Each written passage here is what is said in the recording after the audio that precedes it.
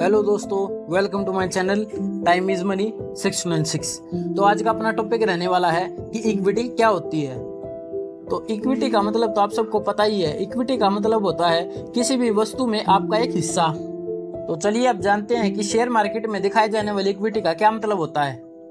तो हर बारी की तरह ही मैं आपको इस टॉपिक के बारे में एक एग्जाम्पल की मदद से ही बताता हूँ। राम और श्याम दो दोस्त थे जिन्होंने 5-5 लाख रुपए लगाकर एक व्यवसाय की स्थापना की थी और दोनों की लगन के कारण ही कुछ ही समय में उनके द्वारा बनाई गई वस्तुओं की मांग मार्केट में बढ़ने लगी और इन्हीं बढ़ती मांगों के कारण ही उन्होंने तय किया कि क्यों ना व्यवसाय का विस्तार कर ले।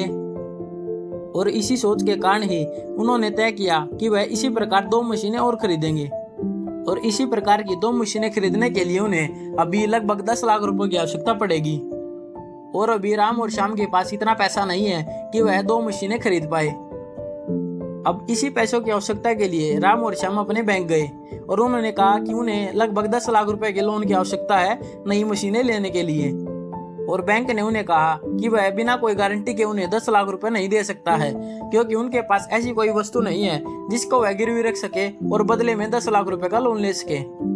और इसी प्रकार बैंक से पैसा मिलना संभव नहीं हो पाया और वह दोनों दोस्त अपने एक दोस्त के पास चले गए जिसका नाम मोहन था। मोहन ने कहा कि वह उनको 10 लाख रुपए दे देगा, लेकिन बदले में उसे उस कंपनी का 50% का हिस्सा चाहिएगा। अब यहीं पर दोस्तों इक्विटी के टॉपिक की शुरुआत होती है। तो चलिए अभी इस इक्विटी के टॉपिक को इसी एग्जाम्पल में ही समझते हैं।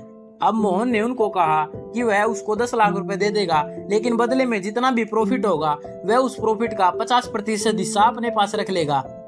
तो यहाँ पर दोस्तों मोहन ने कहा कि जिस प्रकार तुमने 10 लाख रुपए लगाए हैं उसी प्रकार मैंने भी इस फर्म में 10 लाख रुपए लगाए हैं, और अगर मैं तुम्हें 10 लाख रुपए दूंगा तो बदले में तुम्हें अपनी फर्म की 50% की हिस्सेदारी मुझे देनी होगी। अब इस इक्विटी शब्द का मतलब ही यही होता है कि आप किसी भी वस्तु में अपनी हिस्सेदारी खरीद लेते हैं। इस प्रकार तीनों दोस्तों ने मिलकर यह तय किया कि वह अपनी कंपनी की हिस्सेदारी को 1000 टुकड़ों में विभाजित कर देंगे, जिस 1000 टुकड़ों में से 500 टुकड़े मोहन को प्राप्त हो जाएंगे और 250 टुकड़े राम और श्याम को प्राप्त हो जाएंगे। तो अब यहीं पर दोस्तों इक्विटी शब्द का अर्थ ही समझ में आ जाता है कि आप किसी भी कंपनी में शेयर के रूप में अपनी हिस्सेदारी खरीद लेते हैं, उसे इक्विटी कहा जाता है।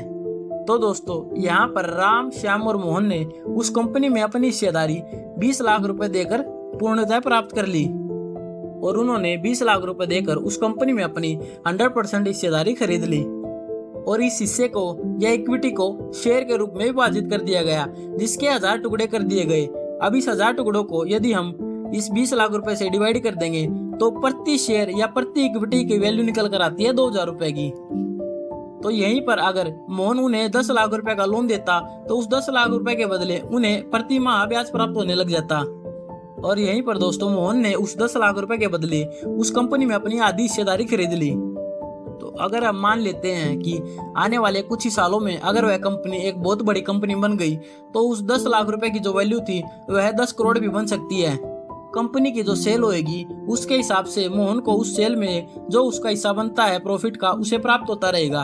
और अगर मोहन उसको 10 लाख रुपए का लोन देता तो 10 लाख रुपए के लोन के बदले जो उसको प्रति माह ब्याज मिलता, आने वाले कुछ ही सालों में वह 10 लाख रुपए का लोन समाप्त हो जाता।